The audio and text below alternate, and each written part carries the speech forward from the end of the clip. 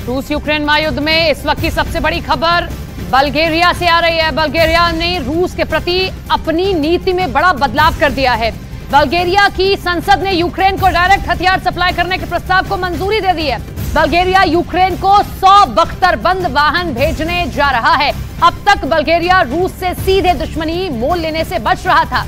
बल्गेरिया के इसी कदम की उम्मीद रूस को नहीं थी। बल्गेरिया नेटो को सदस्य देश है, लेकिन रूस का समर्थक माना जाता है। ऐसे में ज़ेलेंस्की को हथियार देने के ऐलान ने पुतिन को हैरान करके रख दिया है। बल्गेरिया के इस एक्शन के बाद मॉस्को में मीटिंग पर मीटिंगें हो रही हैं।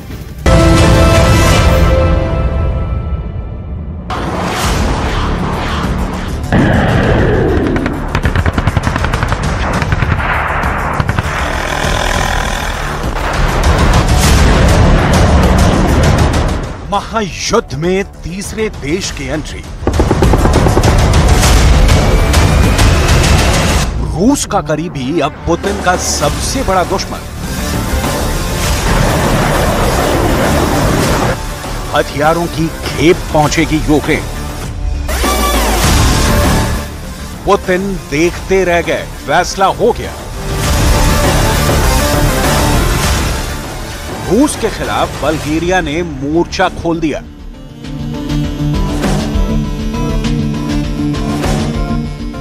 बहुत करीबी रिश्ते रहे हैं बल्गेरिया और रूस के। दोनों के बीच सांस्कृतिक समानता के कारण बल्गेरिया को अब तक रूस का साथी माना जाता था। इस तथ्य के बावजूद कि बल्गेरिया नाटो का सदस्य देश है, बल्गेरिया ने ज़ेलेंस्की की मदद के लिए अब तक हाथ नहीं बढ़ाया था। लेकिन अब बल्गेरिया ने एक बहुत बड़ा और चौंकाने वाला फैसला किया है, जिससे मॉस्को की नींद उड़ गई है। सवाल है, बल्गेरिया ने रूस से विद्रोह क्यों किया? बल्गेरिया यूक्रेन को ऐसे कौन से हथियार देने जा रहा है जिससे रूस बौखला गया है? बल्गेरिया ने ये जानते हुए भी कि उसकी बहुसंख्यक आबादी रूस के करीब है, यूक्रेन को हथियारों का जखीरा देने का फैसला क्यों किया? बल्गेरिया के इन हथियारों का पुतिन के पास क्या तोड़ है? इन सारे सवालों का जवाब एक एक कर बताएंगे, लेकिन पहले ये तस्वीर जिसने बल्गेरिया की युद्ध के प्रति सोच बदल दी है। 6 जुलाई 2023 को, यानी इसी महीने की शुरुआत में, यूक्रेन के राष्ट्रपति वोलोदिमीर ज़ेलेंस्की बल्गेरिया की राजधानी सोफिया पहुंचे थे। बल्गेरिया में ज़ेलेंस्की का जोरदार स्वागत हुआ। इस यात्रा के दौरान ज़ेलेंस्की ने बल्गेरिया के सामने भी हथियार देने की अपील की, लेकिन उस वक्त बल्गेरिया ने कोई फैसला नहीं किया। हालांकि कयास तभी से लगाए जा रहे थे कि ये देश भी नाटो के दूसरे सदस्य देशों की तरह ज़ेलेंस्की के साथ जल्दी ही खुलकर सामने आएगा, और वही हुआ। बल्गेरिया करीब 100 बख्तरबंद वाहनों के जरिए यूक्रेन की सेना की मदद करने के लिए सहमत हुआ।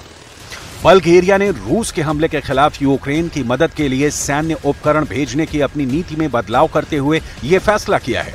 बल्गेरिया की संसद ने 52 के मुकाबले 148 मतों से सरकार के उस प्रस्ताव को मंजूरी दी, जिसमें रूस यूक्रेन युद्ध शुरू होने के बाद से कीव को बड़े सैन्य उपकरण की पहली खेप भेजने का प्रस्ताव किया गया। बल्गेरिया यूरोप का बहुत छोटा सा देश है, लेकिन नाटो की ताकत हासिल होने के कारण बल्गेरिया अब पुतिन से लोहा लेने के लिए तैयार है।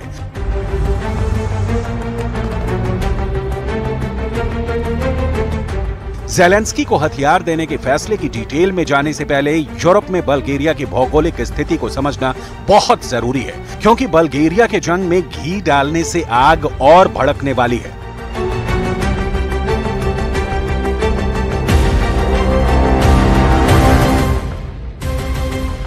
बल्गेरिया के उत्तर में रोमानिया है, जिसकी सीमा यूक्रेन से मिलती है। बल्गेरिया के दक्षिण पूर्व में तुर्की है। बल्गेरिया के दक्षिण पश्चिम में ग्रीस है, जबकि पश्चिम में सर्बिया जैसा छोटा सा देश है।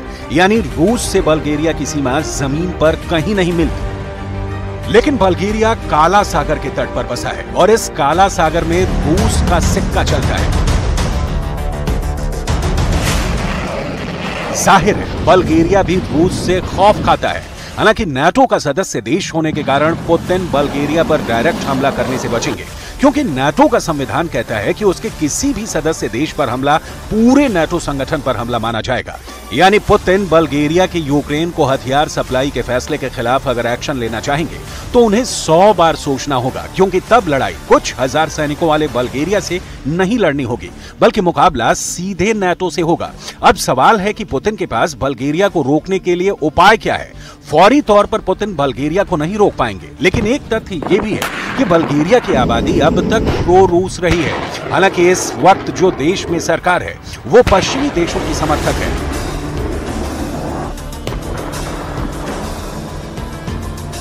और ज़ेलेंस्की को हथियार पहुंचाने का निर्णय इसी सरकार ने किया है। तो मतलब ये कि बल्गेरिया ने पाला बदल दिया है और खुलकर मैदान में है।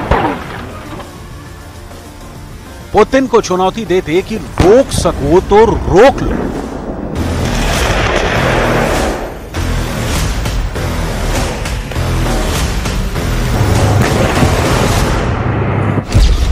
असल में सोवियत संघ के दौरान 1980 के दशक में बख्तरबंद वाहनों की बल्गेरिया को आपूर्ति की गई थी।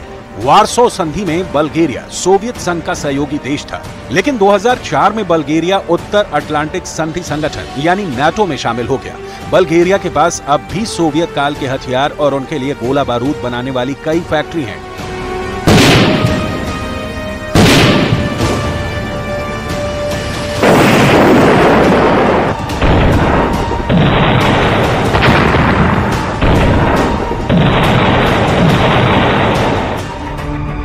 बल्गेरिया ने यूक्रेन को बख्तरबंद वाहनों की सप्लाई का ऐलान भले ही पहली बार किया हो, लेकिन तथ्य ये भी है कि अप्रैल 2022 से अगस्त 2022 तक यूक्रेन को गोला बारूद और डीजल दोनों की आपूर्ति की।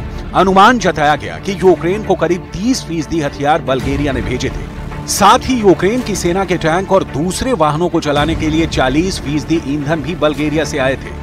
मतलब संसद में फैसले के बहुत पहले बल्गेरिया यूक्रेन का साथ देता आ रहा है। अब सवाल है कि रूस का नैसर्गिक सहयोगी होने के बावजूद बल्गेरिया यूक्रेन को हथियार क्यों दे रहा है। इसका जवाब आपको आज की तारीख में नहीं, बल्कि पिछले साल युद्ध की शुरुआत के दिनों में मिलेगा।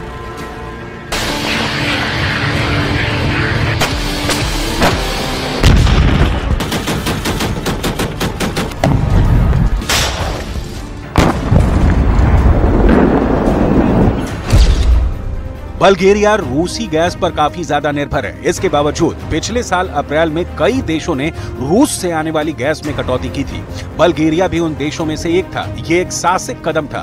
उस समय बल्गेरियन सोशल पार्टी यानी बीएसपी और राष्ट्रपति रोमेन रादेव ने यूक्रेन को सैनिक सहायता देने और रूस के खिलाफ प्रतिबंधों का तीखा विरोध किया था। देश का एक बड़ा तबका रूसी समर्थक है। यही कारण है कि समर्थकों की भावनाओं को ध्यान में रखते हुए सरकार ने कभी भी खुलकर ये बात नहीं की कि उसने यूक्रेन को गोला बारूद और ईंधन की आपूर्ति की है।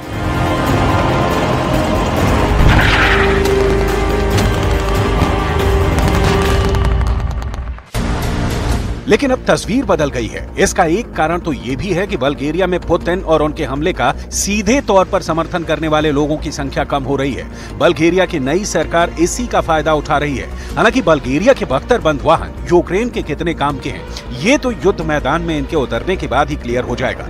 लेकिन पुतिन के लिए मैसेज बहुत साफ है कि बल्गेरिया भी रूस को अब आंखें दिखा रहा है।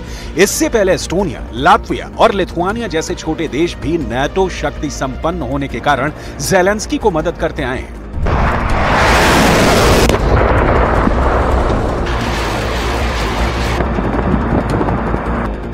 लिहाजा ये कहने की जरूरत नहीं कि लड़ाई तो यूक्रेन की जमीन पर हो रही है, लेकिन खिलाड़ी रूस और नाटो है। नाटो ने अब तक ज़ेलेंस्की को जितने हथियार दिए हैं उसी के दम पर अब तक जंग खिंच रही है।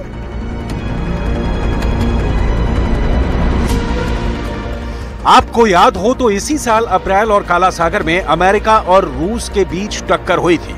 अमेरिका ने यह आरोप लगाया था कि रूस के लड़ाकू विमानों ने उसके एक ड्रोन पर वार किया है, जिसके बाद काला सागर कांड से घबराए बल्गेरिया और रोमानिया ने सुरक्षा समझौता किया था। इस समझौते पर मुहर लगने के बाद बल्गेरिया के राष्ट्रपति रोमेन रादेव ने दावा किया कि रूस यूक्रेन की जंग पड़ोसी देशों के लिए भी खतरा बन सकती है।